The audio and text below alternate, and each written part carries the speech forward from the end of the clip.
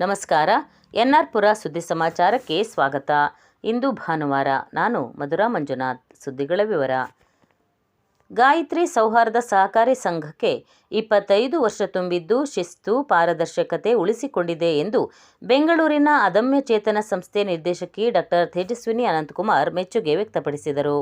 ಅವರು ಶನಿವಾರ ಕೊಪ್ಪದ ಗಾಯತ್ರಿ ಸಾಂಸ್ಕೃತಿಕ ಭವನದಲ್ಲಿ ನಡೆದ ಗಾಯತ್ರಿ ವಿವಿಧೋದ್ದೇಶ ಸೌಹಾರ್ದ ಸಹಕಾರ ಸಂಘದ ರಜತ ಮಹೋತ್ಸವ ಸಮಾರಂಭದಲ್ಲಿ ಮುಖ್ಯ ಅತಿಥಿಯಾಗಿ ಮಾತನಾಡಿದರು.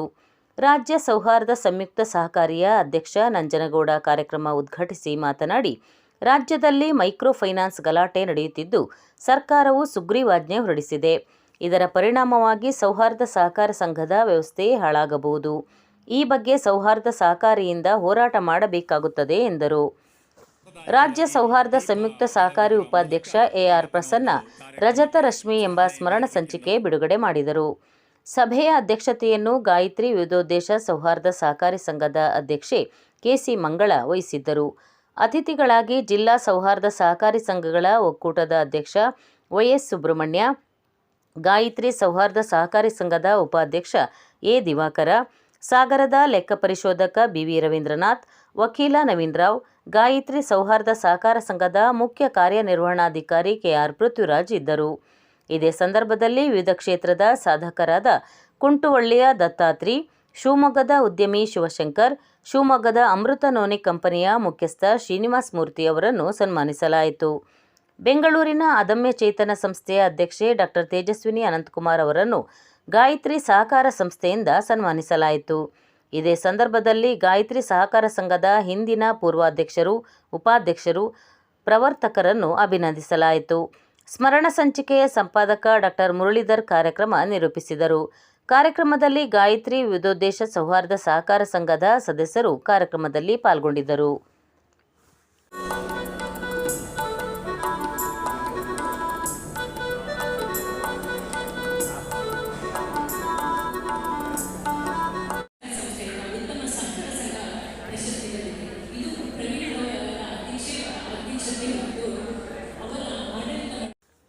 ಮಕ್ಕಳು ಕಲಿಕೆಯಲ್ಲಿ ಯಶಸ್ಸು ಕಂಡಾಗ ವಿದ್ಯೆ ಕಲಿಸಿದ ಶಿಕ್ಷಕರಿಗೆ ಆನಂದ, ಹೆಮ್ಮೆ ಉಂಟಾಗುತ್ತದೆ ಎಂದು ರಾಜ್ಯ ಬಡ್ತಿ ಮುಖ್ಯ ಶಿಕ್ಷಕ ಸಂಘದ ಉಪಾಧ್ಯಕ್ಷ ಎಇ ಅಶೋಕ್ ಅಭಿಪ್ರಾಯಪಟ್ಟರು.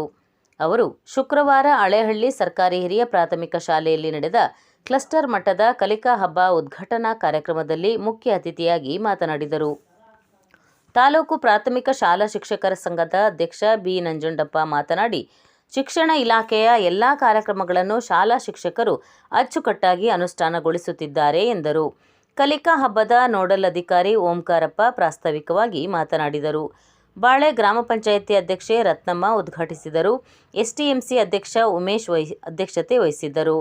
ಸಭೆಯಲ್ಲಿ ಸರ್ಕಾರಿ ನೌಕರರ ಸಂಘದ ರಾಜ್ಯ ಪರಿಷತ್ ಸದಸ್ಯ ಸುಭಾಷ್, ಸಂಘದ ನಿರ್ದೇಶಕ ರಾಜಾನಾಯ್ಕ್, ಸಮನ್ವಯ ಶಿಕ್ಷಣ ಸಂಯೋಜಕ ತಿಮ್ಮೇಶ್, ಶಿಕ್ಷಕರ ಸಂಘದ ನಿರ್ದೇಶಕ ಮಂಜಪ್ಪ, ಸಿಆರ್ಪಿ ಗಿರೀಶ್ ನಾಯಕ್, ಮುಖ್ಯೋಪಾಧ್ಯಾಯ ಕೆಂಚಪ್ಪ ಇದ್ದರು.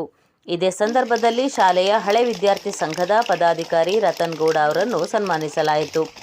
ಹಿರೇನಲ್ಲೂರು ಶ್ರೀನಿವಾಸ್ ಕಾರ್ಯಕ್ರಮ ನಿರೂಪಿಸಿದರು. ಮಕ್ಕಳಿಗೆ ಹಾಗೂ ಪೋಷಕರಿಗೆ ವಿವಿಧ ಸ್ಪರ್ಧೆಗಳನ್ನು ಏರ್ಪಡಿಸಲಾಗಿತ್ತು.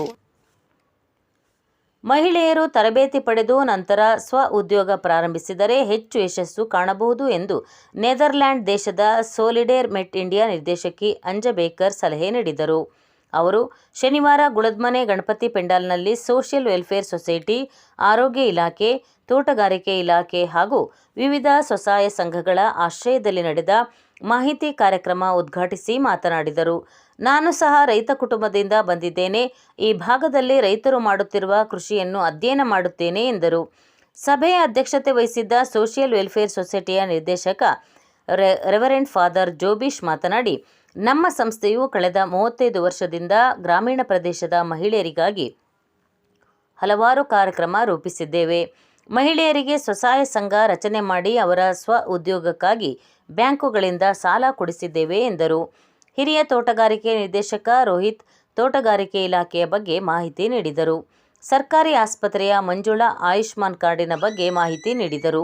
ತಾಲೂಕು ಪಂಚಾಯಿತಿಯ ಎನ್ಆರ್ಎಲ್ಎಂನ ತಾಲೂಕು ಕಾರ್ಯಕ್ರಮ ಸಂಯೋಜಕ ಸುಬ್ರಹ್ಮಣ್ಯ ಅವರು ಸಂಜೀವಿನಿ ಒಕ್ಕೂಟದ ಬಗ್ಗೆ ಮಾಹಿತಿ ನೀಡಿದರು. ಮಹಿಳಾ ಸಾಂತ್ವನ ಕೇಂದ್ರದ ಆರ್ ಶಶಿಕಲಾ ಮಹಿಳೆಯರಿಗೆ ಇರುವ ಹಕ್ಕಿನ ಬಗ್ಗೆ ಮಾಹಿತಿ ನೀಡಿದರು. ಸೋಷಿಯಲ್ ವೆಲ್ಫೇರ್ ಸೊಸೈಟಿಯ ಕಾರ್ಯಕ್ರಮ ಸಂಯೋಜಕ ಪ್ರಭಾಕರ್ ಪ್ರಾಸ್ತಾವಿಕವಾಗಿ ಮಾತನಾಡಿದರು. ಸಭೆಯಲ್ಲಿ ಕಡಹಿನಬೈಲು ಗ್ರಾಮ ಪಂಚಾಯಿತಿ ಅಧ್ಯಕ್ಷೆ Ashwini, PDO Vindya Hegde, social welfare ಸೊಸೈಟಿಯ ಸಹಾಯಕ ನಿರ್ದೇಶಕ reverend father Abhinav, project coordinator reverend father Mathew, taluk ಆರೋಗ್ಯ ಶಿಕ್ಷಣಾಧಿಕಾರಿ ಪಿಪಿ ಬೇಬಿ ಇದ್ದರು. ಕಾರ್ಯಕ್ರಮದಲ್ಲಿ ವಿವಿಧ ಮಹಿಳಾ ಸ್ವಸಹಾಯ ಸಂಘಗಳಾದ ನವಜ್ಯೋತಿ, ಸ್ಫೂರ್ತಿ, ನವೋದಯ, ಚಿನ್ಮಯ, ಇಂಚರ, ಸೂರ್ಯ ಸಂಘದ ಸದಸ್ಯರು ಭಾಗವಹಿಸಿ ಪ್ರಯೋಜನ ಪಡೆದುಕೊಂಡರು. ವಂದನೆಗಳು.